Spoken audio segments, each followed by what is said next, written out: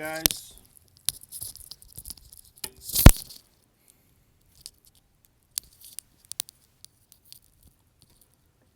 That is a song called Foggy Mountain Banjo, which was a little rusty and rough at 9 o'clock in the morning for someone who hasn't picked up a banjo for a month, pretty much, except to do Sam St. John from the hair salon. I wanted to celebrate the amazing Earl Scruggs on what would be his 100th birthday. So, just give me a second to move back into my trusty chair and we'll chat a little bit here.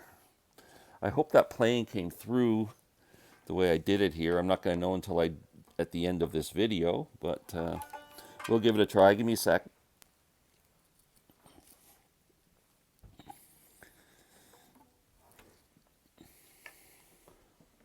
There we go. Look familiar? Okay. So Earl Scruggs would have been 100 years old today. They're having a big celebration in Nashville at the Ryman Auditorium. One of the most influential musicians of any genre. Earl pretty much, well, he popularized, close to invented, a style of playing that still exists today and is known as Scruggs style playing. If you go back to the history of the banjo, especially when it was popularized in North America, it was in jazz bands, especially in the 20s, four-string banjos, strumming, and it was a rhythm instrument. In North Carolina, where Earl was from, there was a few pickers who were trying to experiment with a three-finger style of play, which, thus the three-finger picks. And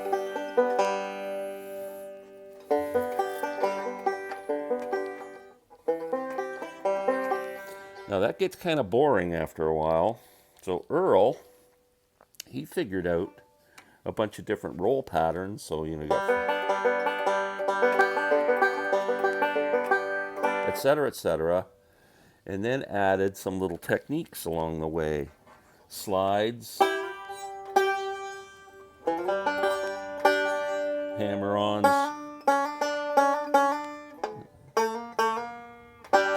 pull-offs,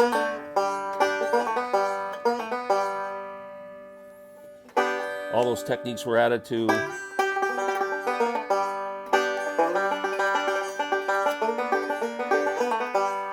that's how you end up with a Scruggs style banjo sound. Earl joined.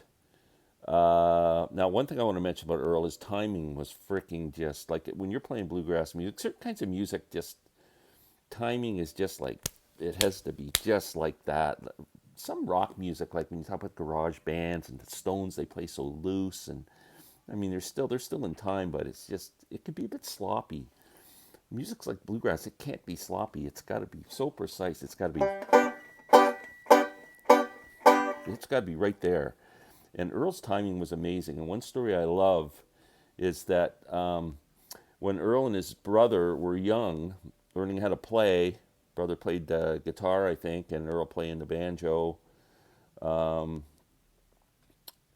They would leave the house out the front door at the same time, and they would go in playing a song.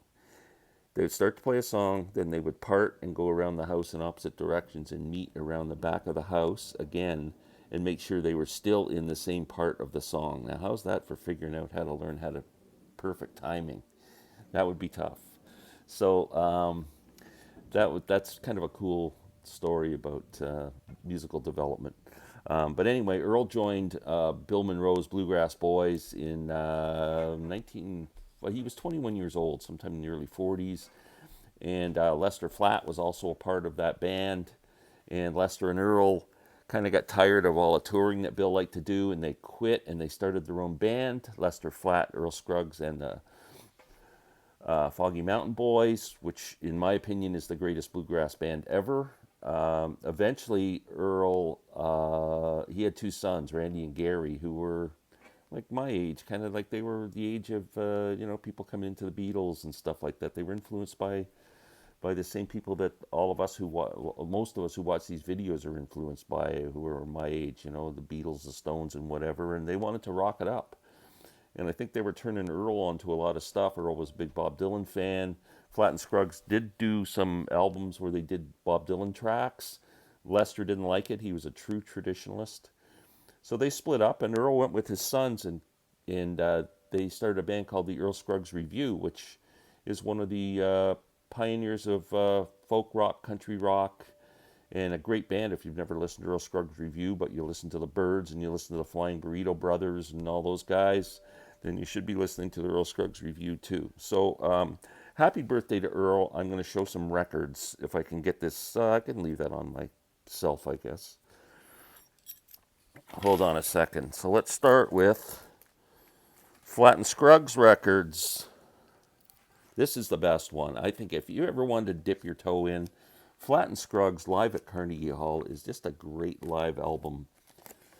I'm lucky enough to pick up some originals. That's a 2i Columbia label. But this is just a great, great record. Really nicely recorded. Great playing. Flat and Scruggs and the Foggy Mountain Boys. Harmony Columbia label. Love those covers.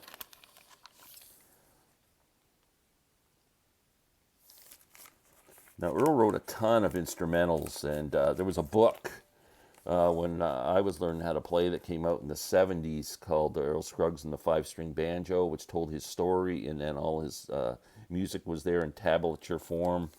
And yeah, so I mean, some of the great Earl Scruggs review song, or Earl Scruggs instrumentals are on here. Randy Lynn Rag, Shuckin' the Corn, Earl's Breakdown. Earl also came up with a thing to tune. They put Scruggs Keys tuners on here when they had he could tune down his string and come up with different sounds. Pretty cool stuff. Love this cover. Foggy Mountain Breakdown, Earl Scruggs. Hilltop Records, with arrangement from Mercury Records. Isn't that fantastic?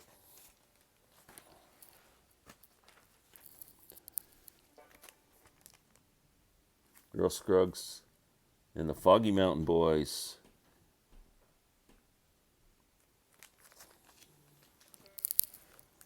Here's a comp. The World of Flat and Scruggs. This is a great comp too. It's on Columbia. These records, some of them are, this one in particular, I see it used a bit. And one more. The Ballad of Jed Clampett. Now, that's where Earl really came to prominence in outside the bluegrass world in Nashville, was the Beverly Hillbillies TV show, which was a hit TV show, which they appeared on and also did the theme song. And so that's pretty cool. Again, 2i Columbia. So in 1967, one of my favorite movies of all time was released, and it was called Bonnie and Clyde with Faye Dunaway and Warren Beatty.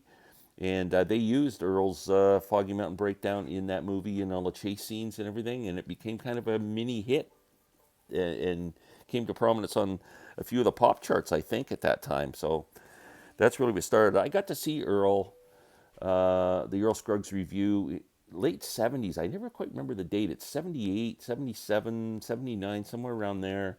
And that's when John Hartford opened for them. And I talk about John Hartford and that picture that's the picture I took of John. I also have a picture of Earl on my wall there. And I also have, Earl made the Gibson banjo, five-string banjo, really popular because that's what he played. Gibson Master Tone. Eventually Gibson came out with an Earl Scruggs model. And the first models that came out, Earl actually signed a decal that went inside the resonator, the wooden resonator here. And I befriended a guy on a website called the Banjo Hangout, and now I'm forgetting his name. Greg Rich. Thank you. Greg worked on that model, and he had a few of the decals that Earl signed left over, and he kindly sent me one, and I have that proudly displayed on my wall, an Earl Scruggs autograph. If you want to go to my Instagram page, there'll be some photos later. So let's get into the Earl Scruggs review. Man, what a great band. So you can see, Earl fitting in with all these long-haired dudes. Columbia Records again. They would do a lot of covers. Travelin' Prayer, which is a Billy Joel song. I'm seeing if there's anything else on here. Nothing on this particular album that is very familiar, but a few of them. Here's one they did. They did a movie about Earl, kind of a tribute to Earl called Banjo Man. This is his soundtrack album. Tons of people appearing on this. Where is the list of people here? We got Nitty Gritty Dirt Band, Joan Baez, Doc and Merle Watson, The Byrds, Ramblin' Jack Elliott.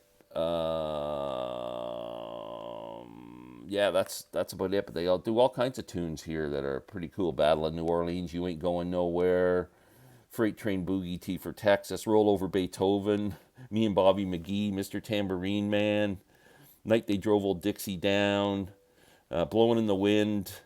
Pretty cool album. Earl Scruggs, Dueling Banjos. He does his version of Dueling Banjos on here. And a bunch of other, that's an instrumental album. Oh, Earl Scruggs Review, Volume 2. This has, I'm trying to think of, just trying to look for tracks that are really familiar. I Still Miss Someone, Johnny Cash song is on that one. Here's Earl Scruggs Review, Country Comfort. This might be the best one. They do a great job of Country Comfort, the Elton John song. They do Here Comes the Sun.